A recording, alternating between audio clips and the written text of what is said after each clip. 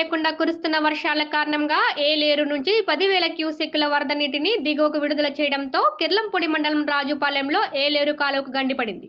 దీంతో పంట పొలాలు నీట మునగడంతో పాటు కాలనీలోని ఇళ్లల్లోకి నీరు చేరింది. సాయంత్రానికి మరో 5,000 సెక్కుల నీటిని విడుదల చేసే అవకాశం ఉండడంతో గండిని పూడ్చేందుకు అధికారులు ఇసుక మూటలు వేస్తున్నా నీటి ప్రవాహం ఎక్కువ ఉండడంతో వేసిన మూటలు వేసినట్లే కొట్టుకుపోతున్నాయి. ఈ గండి వల్ల దాదాపు 300 ఎకరాల పంట నీట మునగడంతో జాయింట్ కలెక్టర్ అపూర్వ భరత్, ఆర్డీఓ సీతారామారావు, ఎంఆర్ఓ చిరంజీవి, మండల వ్యవసాయ శాఖ అధికారి అమృత, మండల అధికారులు పరిస్థితిని సమీక్షిస్తున్నారు. ప్రతి సంవత్సరం గండి అదే ప్రాంతంలో పడుతుందని అధికారులు గండి పడిన తర్వాత వచ్చి పర్యవేక్షిస్తున్నారు తప్ప ఆ గండి పడకుండా శాశ్వత చర్యలు తీసుకోవడం లేదని స్థానికులు ఆవేదన వ్యక్తం చేస్తున్నారు.